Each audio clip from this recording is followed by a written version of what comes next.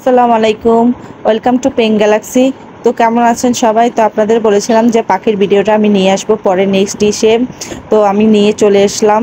তো আমাদের এই মেরাদিয়া হাটে সব ধরনের জিনিস পাওয়া যায়, যেমন অনেক ধরনের পাখিও পাওয়া যায়, যেমন ডায়মন্ড ডাব, তারপর প্রিন্স, তারপর বার্জিকার পাখি, মুরগি, তারপর পাখির যে সরঞ্জাম, খাবারের বাটি, তারপর হলো যে ব্যাগ, তারপর হলো যে পাখির ঘর, খাঁচা, আপনি সব কিছুই এখানে পাবেন।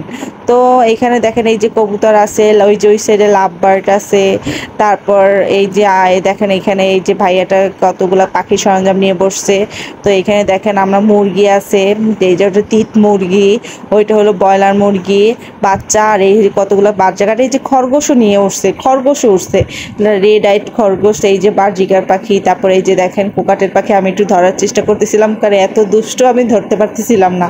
তো এই যে টিয়া পাখি, আমি এটার নাম সঠিক জানি না, যারা জানবেন আমাকে কমেন্টে জানাবেন। এই যে লাভ বার্ডগুলো অনেক সুন্দর ছিল, মনে করতেছিল আমি একটু ধরে ধরে আদর করে। এই যে দেখেন এই পাখিটারে আমার খুব ভালো লাগছে, যে এটা পাখি মানে এরা সবাই চাইতেছিল যে পাটা আটকানোর আছে না, ওই শিকলটা খুলে যাতে উড়ে যেতে পারে। তো দেখেন এই যে ঘুঘু আছে, যে এখানে কতগুলো ওই যে টিয়া পাখিগুলা, তারপর হলো যে এই যে বার্জিকার, এই যে এই সাইডে কোকাটেল পাখি, তারপর এই যে এই পাখিগুলোর নাম কি, যে টিয়া পাখির মতো এটার নাম কি, তো আমাকে জানিয়েন, তো আমি সঠিক ভালো জানি না। তো এই যে লাভ বার্ড দেখেন, এই যে একটা আছে পোষমানা পাখি, যা হাতে উপরে উঠে আছে, যে কত কিউট লাগে।